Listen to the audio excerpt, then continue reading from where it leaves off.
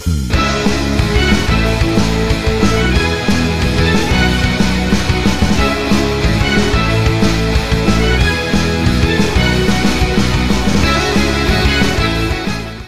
ya, aku juga nih belajar juga loh sama ibu, luar biasa banget ini, luar biasa banget.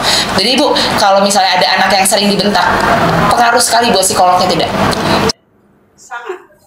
Biasanya anak-anak yang suka dihukum atau dibentak itu, biasanya dia itu juga melakukan yang sama. Jadi galak ya, karena dia terimanya gitu. Betul. Ya. Di rumah sih dia mungkin jadi anak yang manis ya, anak yang takut, tapi dia akan melakukan itu nanti di luar rumah kepada temennya. Orang tuanya nggak tahu tuh ya, orang tuanya nggak tahu, nanti timbul masalah. Jadi anak-anak itu harus dihukum, dihajar pada waktunya, kata firman Tuhan. Jangan di segala waktu dihajar. Makanya firman Tuhan itu luar biasa. Itu kan berapa ribu tahun yang lalu ya, memang bukan manusia yang bikin itu, memang Roh Kudus. Apa Bu ayatnya Bu kira-kira yang penasaran Bu sama ayatnya? Bisa ya baca ya. Oke, siap. Amsal 13 ayat 24. Siapa tidak menggunakan tongkat, ya, benci kepada anaknya. Tetapi siapa mengasihi anaknya, menghajar dia pada waktunya.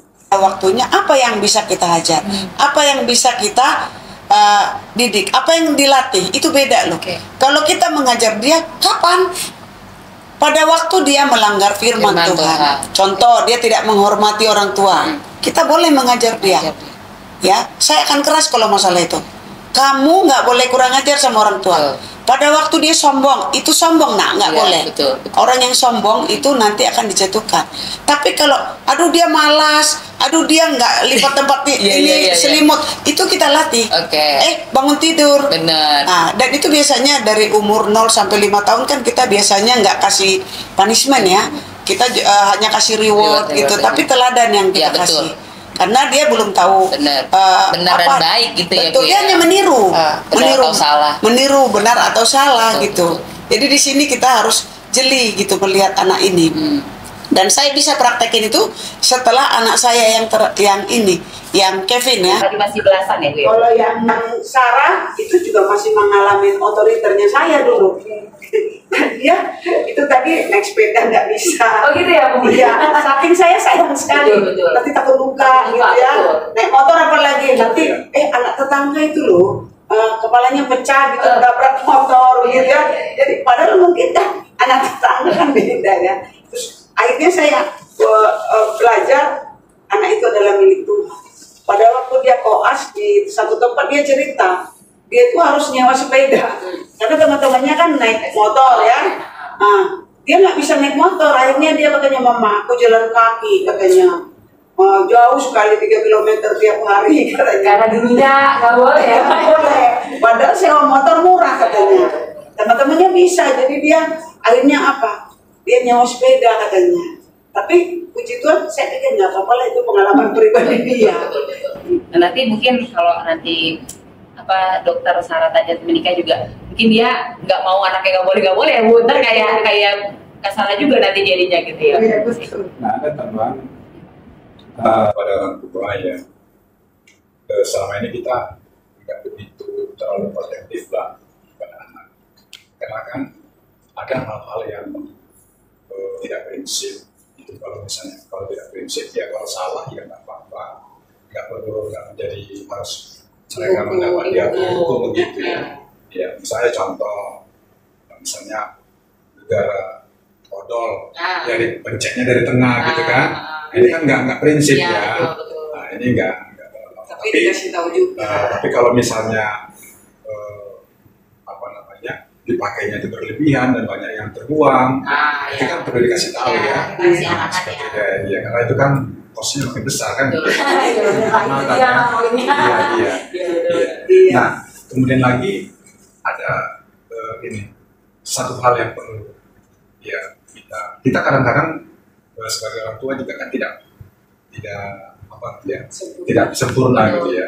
Nah, untuk ini kita harus membuka diri untuk misalnya mendengarkan dia, atau misalnya kita kerjasama dengan pihak ketiga, misalnya guru, atau kita ke psikiater, tidak perlu gitu ya kalau memang kasusnya agak sulit ya masalah seperti itu. Maksudnya agak berat. berat ya. Nah tapi ada satu hal yang paling mendasar adalah anak-anak itu harus gini mungkin dia harus mengerti firman Tuhan. Iya. Itu saja. Itu saya sepakat. Iya. Jadi bagaimana mereka suka untuk membaca saja, ya membaca firman Tuhan secara rutin ya, Iya, teratur. secara teratur begitu. Ya itu pada suatu saat kita nanti komunikasi dengan anak, ya kan kita bisa nyambung ya. Nah, iya seperti itu. Nah, dia aku suka banget sama kalimat Bapak bahwa anak-anak memang harus dididik sedini mungkin. Iya. Nah, aku boleh ya Pak, aku suka banget sama ayat firman Tuhan ini, mungkin aku mau sampaikan Iya, juga iya. di dalam Ulangan 6 ayat 7. Ini aku suka banget, pas banget tadi Bapak agak singgung itu.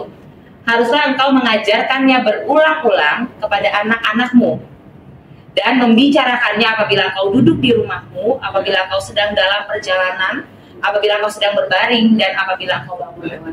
Itu luar biasa banget tuh. Jadi kayak kita sebagai orang tua tuh ibaratnya tuh jangan jemu-jemu, jangan capek, jangan malas untuk didik anak-anak kita, gitu loh. Jangan cuman tadi kan ada lagi bangun, lagi berdiri, lagi ngapain pun kita terus mengajarkan itu sama anak-anaknya. Benar banget kata Pak Heri gitu ya, maksudnya.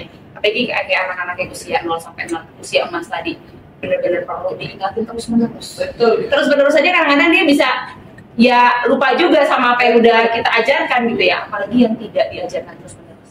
Jadi saya rasa kalau kita sebagai orang tua juga tadi yang Bapak udah singgung, kita sering kasih input yang baik buat anak, aku yakin mereka juga pasti akan dengerin itu. Karena mereka akan tadi Bu udah sampaikan juga, mereka lihat kita, mengikuti kita mamahnya kemana gitu kan ya Bu ya. Kayak anak aku ajak ke kantor aja dia pasti mau. Karena dia masih bergantung penuh sama orang tuanya. Ya Bu. Tapi kalau udah gede, mungkin kayak anak ibu yang udah, siapa tadi Kevin ya, namanya Kevin. Nah mau ke mall belum tentu mau, karena dia udah punya dunianya sendiri gitu kan, nah udah punya teman-temannya gitu ya. Nah mau ke mall enggak, tapi tiba-tiba dia ke mall sama teman-temannya gitu ya kan. Seringkali kita begitu kan maksudnya gitu. Memang beda-beda sih cara mendidik anak.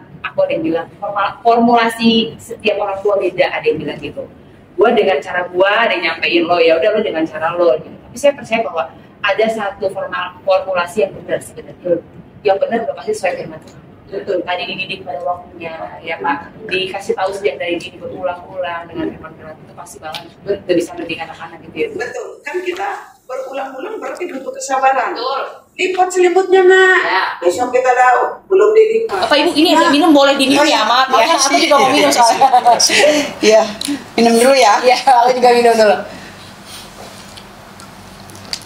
Jadi misalnya kita bilang, kan anak-anak itu sebenarnya umur 6 tahun ke atas kita udah harus kasih tanggung jawab. Contoh misalnya kayak anak saya ya. Kevin bangun tidur, nah habis berdoa, kamu harus matikan AC, kemudian horden. Ada dan itu selimut harus dibersihkan, dirapikan. Pertama-tama enggak segampang itu. Biasanya dia lupa. Nah, besok kita bilang lagi, itu ya selimut belum, nanti lupa horden. Nah, besok sampai itu jadi satu kebiasaan yang baik buat dia. Dan saya perhatikan anak ini, dia itu jadi anak penurut. Kenapa? Memang sejak kecil kami didik anak ini, sejak dia bisa baca, dia harus baca firman Tuhan. Dimulai dari dua ayat ya, 2 ayat, kemudian kita satu pasal. Sekarang udah 2 pasal. Ngerti nggak ngerti? Baca aja. Anak itu jadi nurut ya. Satu lagi saya dengar dari satu pakar juga ya, pakar psikolog ya, dan beliau adalah hamba Tuhan juga. Anak 30 menit sebelum tidur itu dia nanti akan masuk ke rekamannya. Maka anak sebelum tidur itu mendongeng. Nah, saya suruh dia, dulu saya dongengin, tapi setelah makin besar saya suruh nonton YouTube yang dongeng Alkitab. Sampai dia udah habis, mama sudah habis dongeng Alkitabnya. Oke, dongeng apa saja pasti baik. Pasti dia belum tidur ya, belum tidur, suruh dengerin lagi. Iya, karena itu pasti masuk rekaman dia. Dan itu akan dia laksanakan, terngiang terus. Rekaman itu masuk memori yang paling dalam. Alam bawah sadar kan kalau salah namanya. Iya, alam bawah sadar gitu. Itu dibiasakan kalau misalnya masih punya anak kecil. Masih panjang gitu ya mendidik anak-anak ya. Oke, luar biasa banget. Jadi tadi Ibu sampaikan bahwa kita juga jangan mau sebagai orang tua ya, mungkin buat kita semua sebagai orang tua. Jangan mau kita terima mentah aja sama pengalaman kita dulu waktu kita dididik sama orang tua kita, gitu ya Bu ya. Kita juga harus bisa belajar sendiri. Kita juga ada firman Tuhan yang menjadi pedoman yang kuat buat kita nih, gitu. Karena firman Tuhan itu lengkap banget. Sampai kita didik anak-anak aja ada, gitu ya, di firman Tuhan ya Bu ya. Jadi jangan pernah lupa baca firman Tuhan buat kita orang-orang tua. Mendidik anak-anak juga. Nah mungkin ada pertanyaan yang kedua ya Bapak Ibu ya. Oke, yang aku lagi lihat saat ini gini Bu, banyak anak-anak bahkan yang masih balita sekali, ya kalau balita ya masih wajar sih sebenarnya ya. Mereka itu kalau punya kemauan itu harus segera diturutin Bapak Ibu, nggak bisa nanti. Aku bilang ya udah nanti ya, nggak bisa, harus seperti itu juga. Nah, gimana cara menghadapi anak-anak yang punya kemauan itu keras, yang ngotot mau saat ini juga?